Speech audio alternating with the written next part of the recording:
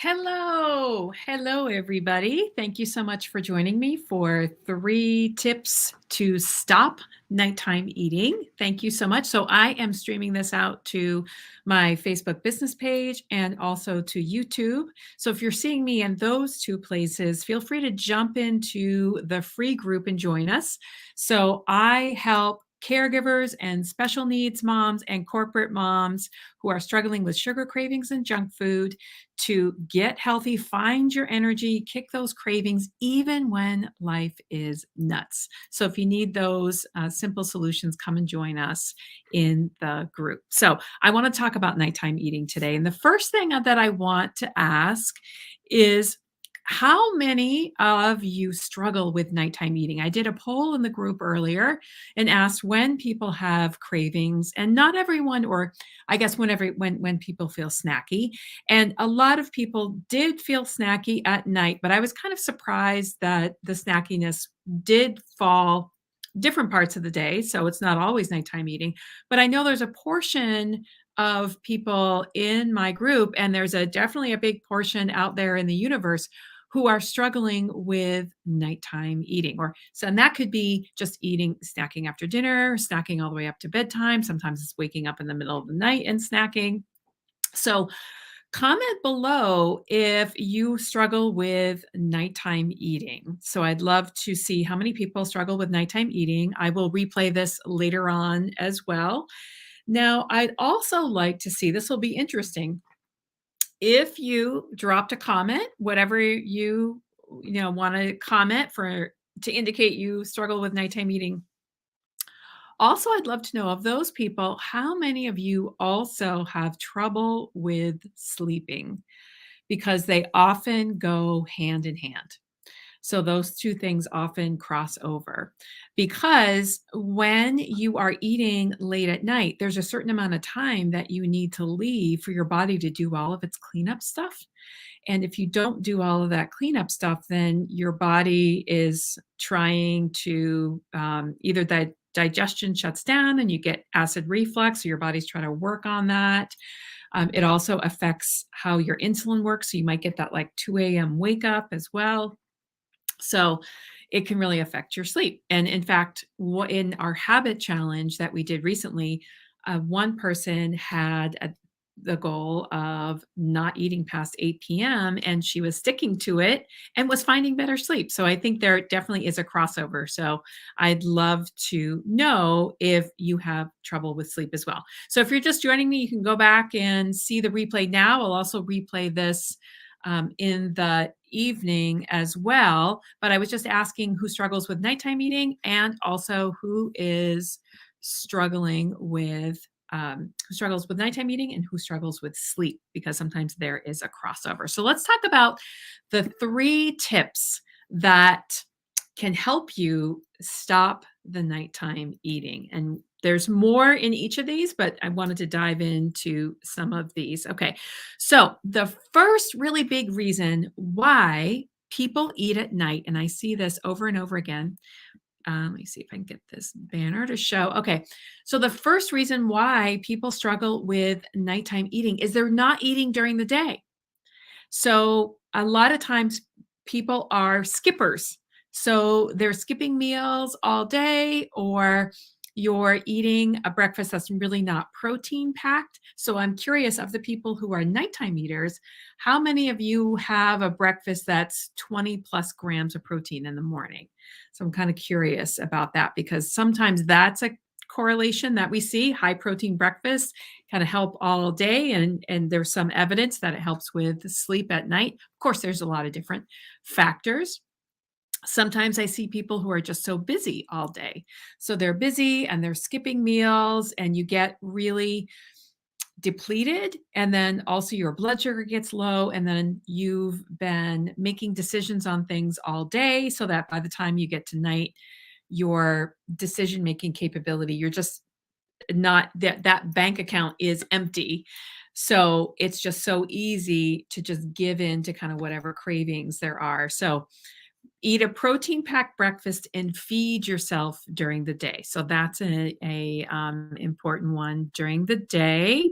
So, Acid reflux, that's a big one. Yes. So typically, a lot of times, acid reflux is pretty closely related with nighttime eating. So I can't see who that is right now, but I can, when I go back into the Facebook group, I'll be able to respond to comments.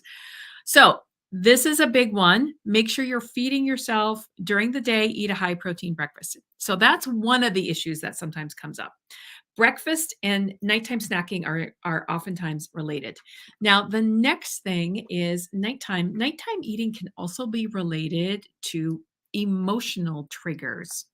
So, are there emotional triggers that are happening for you at night? So, you might be, say, doing great with you're staying on your plan during the day, you are having a protein packed breakfast, you're feeding yourself during the day, but then at night is when everything stops. So you've been busy, busy, busy all day with, and your brain has been focused on things. And then you come home at night and everything stops. And now all of the thoughts and emotions start to float to the top. Okay. And sometimes those can bring triggers. So maybe we've been avoiding them all day by being busy or by just eating or doing other things or whatever. And then at night, sometimes that happens. Sometimes for some people, nighttime is the only time when you get downtime. So a lot of moms say that, like, this is the only time I can do whatever I want. And then it's just like sort of the wheels come off the bus. Like, I'm just going to eat the pint of ice cream. I'm going to watch 10 Netflix things, right? Because we fall into that space where we're having all of the emotions and we also don't have a lot of control because it's the end of the day. So, how do we deal with this? So, we need to kind of start tuning into the emotions because sometimes we're eating to avoid those emotions. And what happens is when we're eating, we kind of get this full, heavy feeling, and it can make the sensation of the emotion less intense. So sometimes that's why we're doing it is and we may also just associate that with comfort. So we can be using that to kind of avoid some emotion.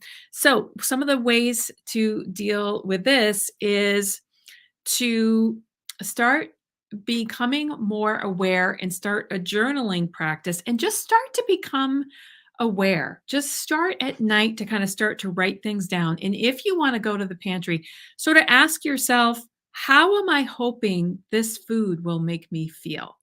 So ask yourself, and a lot of times people jokingly say, well, I want to feel full of popcorn.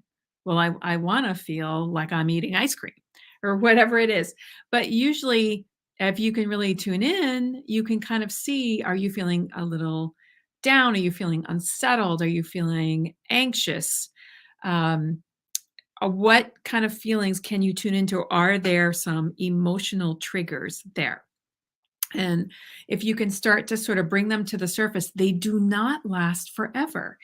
And so they're kind of, they just, a lot of times they just want to be heard, right? So they're just messengers who want to, I can't think of the right analogy off the bat right now, but they're messengers that come in and they want to, it's from a thought you're having and they're presenting a message. Now, this is not a true, may not be a true message.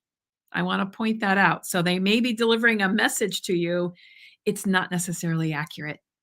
So sometimes we're avoiding it, thinking that all of our thoughts and emotions are the truth, and they are not. They are really not. A lot of what we think is untrue.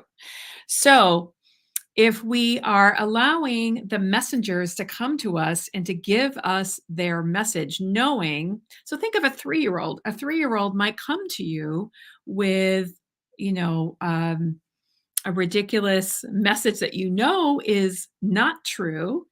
And we can listen to the 3-year-old and we know that it's not true and that we don't have to act on it and we can move on. But if we keep persistently avoiding the 3-year-old, it's going to come back and it's going to come back and it's going to come back. That's how our mind is. Okay. So if you can just journal that. Now, the third reason why you might, let me see, let me bring up my next banner. The third reason why you might be eating at night is sometimes it's just a habit. So maybe your family just has a habit of you watch a movie and you eat ice cream, or you watch a movie and you eat popcorn. And that can be a great bonding time, but it doesn't necessarily have to always come with that food.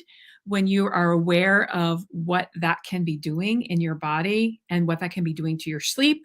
And then when your sleep is not good, then your next day is not going to be great. That's going to affect your mindset. That's going to affect your mood. It's going to affect your decisions. It's going to affect your thoughts. So many different things. So you can actually create a new habit with your family. We can talk about sometimes your family is not down with changing things. That doesn't mean that you don't have to change something, and you can still participate with them. So we will be talking about that. So join me Friday night. I'm going to talk about designing your nighttime routine. So we'll talk about some basics for this nighttime eating, but also the reason why it's great to have a nighttime routine, and how that nighttime routine is going to set you up for great sleep, and how great sleep sets you up for weight loss and for a better mood and for a better day the next day. So join me right here Friday night. If you think you're going to join me, just drop a comment and I will see you there, but I will also be setting up an event for that. So thank you so much for joining me, and I will stream this later on tonight too. So I'm looking forward to you see what you have to say. Okay, see you there.